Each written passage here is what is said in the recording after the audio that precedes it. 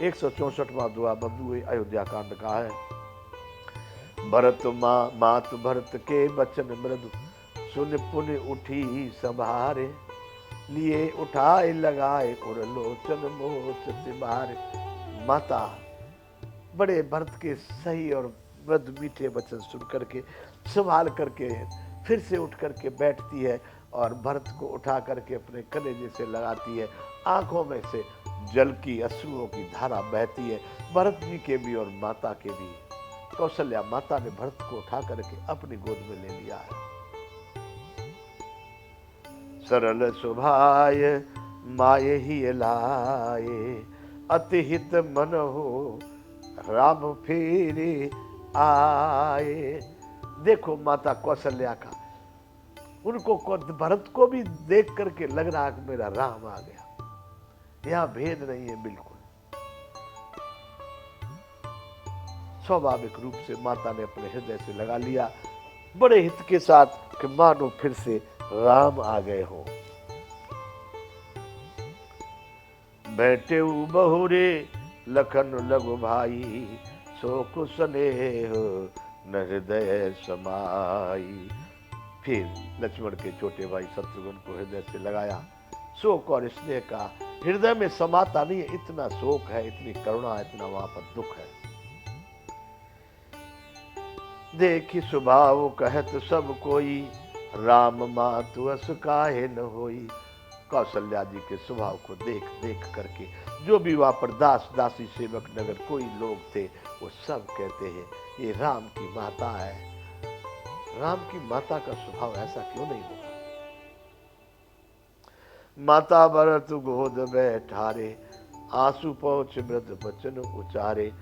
माता ने गोद में बैठा के भरत के आंसू पहुंचती है और बड़े मीठे बचनों से भरत को कह रही है, अजहु बच्च बले धीरज धरहु, कुसुमहु समुझे शोक परिहरहु। बेटा अभी ये समय है, तुम धैर्य को धारण करो। ये बहुत कुसुमय है, अच्छा समय नहीं है, इसलिए तुम शोक को त्यागो। भरत, इस समय अयोध्या पर बहुत बड़ा संकट है।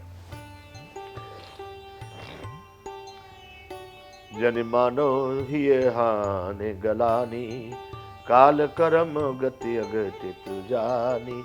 बेटा किसी भी प्रकार की मन में अपने में कोई हानि और गलानी मत करो, त्याग दो सब सोच करके। किसी को दोष मत देना बेटा, क्यों कि सारी गति ब्रह्मांड जो चल रहा है ये काल और कर्म की गति के अनुसार चलता है। इसलिए जो कुछ काल को स्वीकार है, कर्म को स्वीकार है, जो हो रहा है उसको स्वीकार करो और तुम इस गिलानी को और शोक को तत्काल त्यागो। काहू ही दोष देहु जन ताता, भाव सब विधि भाव मोहि सब विधि बाम विधाता। किसी को दोष मत देना, केकई को दोष मत देना, क्योंकि दोषी तो केकई मान रहे भरत। माता कौशल्या करिए किसी को दोष मत देना। काहू दोष थे, वो होना यही था कि मेरे लिए भगवान सभी तरह से विरुद्ध होने वाले थे, मेरे विमुख होने वाले थे। भगवान ने मेरी सारी विपरीत स्थिति बना के तैयार की है, ये मेरे ही भाग्य का खेल है।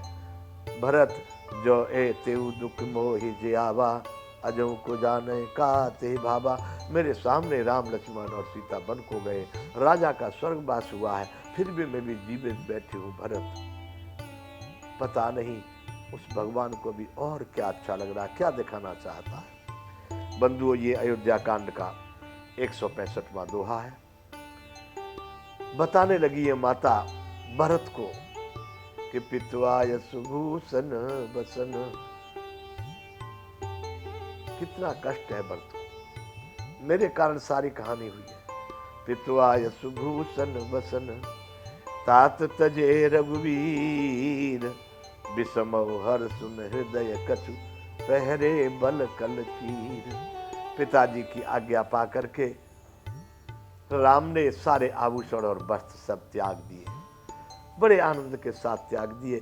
विषमौ हर सुन हृदय कछु, मेरे पुत्र को न तो राज तिलक की सुनकर के कोई प्रसन्नता थी और ना ही वन को जाने का कोई दुख। उनके हृदय में न कोई विस्मय था न कोई हर्ष था। बड़े प्रसन्नता के साथ उन्होंने वनवासियों के वस्त्र पहन लिए। ऐसी स्थिति मैंने अपनी आंखों से देखी। भरत मुख प्रसन्न मन रंगन रोसु, सब कर सब विधि कर पर तोसु। उनका मुख प्रसन्न था, मन में किसी के प्रति कोई राग द्वेष नहीं था, किसी के प्रति कोई घृणा ईर्षा नहीं थी। और नगर निवासी सेवक सेवकनी गुरु जितने भी लोग थे उन सबको राम जी ने संतुष्ट किया अपनी बातों से। ऐसा करते हुए राम चले चले विपिन सुने सिय संग लागी, रहे न राम चरण अनुरागी।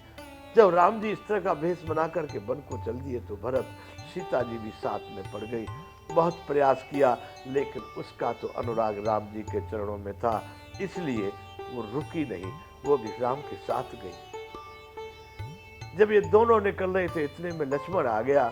सुनत ही लखन चले उठ साथा, रहन जतन किए रघुनाथा। भरत राम ने तो बहुत प्रयास किया कि लक्ष्मण तुम यहीं रह जाओ अयोध्या में, परंतु लक्ष्मण कहाँ मानने वाला था। लक्ष्मण भी उनके साथ ही चले गए। बहुत यत्न करने पर भी वो भी नहीं रुके।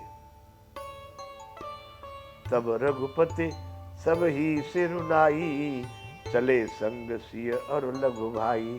भरत ऐसा करके सबको प्रणाम करके राम लक्ष्मण और सीता के साथ यहाँ से वन को चले गए। राम लखन सिय बनहि सिधाए, गयु न संग न प्राण पठाए। मुझको देख भरत, राजा चले गए, विधवा होकर के बैठी हूं। राम और लक्ष्मण और सीता वन को चले गए, न तो मैं साथ में गई और ना ही मेरे प्राण गए उनके साथ। यह सब भा इन आंखिन आगे, तउन तजा तनु जीव अभागे। ये सारी कहानी मेरी आंखों के सामने मेरी देखते देखते मेरे होश हवास में हुई है। लेकिन देख भरत, कितना निष्ठुर है मेरे प्राण, तो भी इस शरीर से नहीं निकले। उस प्राणों ने इस शरीर को नहीं त्यागा। मोहन लाज निज नेहु निहारी, राम सरिस सुत मैं मह तारी। मुझे कैसे कहा जाए, मुझे जरा भी लज्जा नहीं आ रही, शर्म नहीं आ रही कि राम जैसा मुझे पित्र मिला और मैं कितनी कठोर हूं कि उसके जाने पर मैंने शरीर को भी नहीं छोड़ा। अपने नेह को, अपने प्रेम को क्या मैंने निभाया, मुझको लाज नहीं आ रही है। मोहिन लाज निज नेहु निहारी, राम सरिस सुत मैं महतारी। राम जैसे पुत्र की माता हूं मैं। जिए मरे फल भूपति जाना, मोर हृदय सत कुलिस समाना। भरत, मरने और जीने का फल तो महाराज दशरथ ने पाया। जिए जब तक राम के दर्शन करते करते जिए, और राम के जाते जाते उन्होंने अपने शरीर को छोड़ दिया। मेरा हृदय तो 100 करोड़ वज्रों के समान है, 100 कुलिसों के समान, वज्रों के समान। नहीं फटा, नहीं टुकड़े हुए इसके। 166वां दोहा ये अयोध्या कांड का। कौशल्या के वचन सुने, भरत सहित रनिवास, व्याकुल बिलपत राजगृह, मानो शोक निवास। कौशल्या के वचन सुन के भरत के साथ में सारा रनवास, जितनी भी रानियां थी, दासियां थी, सेवक थे, सेवक सब बड़ी व्याकुलता के साथ में बिलख रहे हैं। राजगृह में ऐसा लग रहा है कि मान लो शोक जिसको कहते वो यहीं से उत्पन्न होता है। शोक का निवास यही है, यहीं पर शोक रहता है। ऐसी स्थिति वहां पर राजमहल में उस समय है।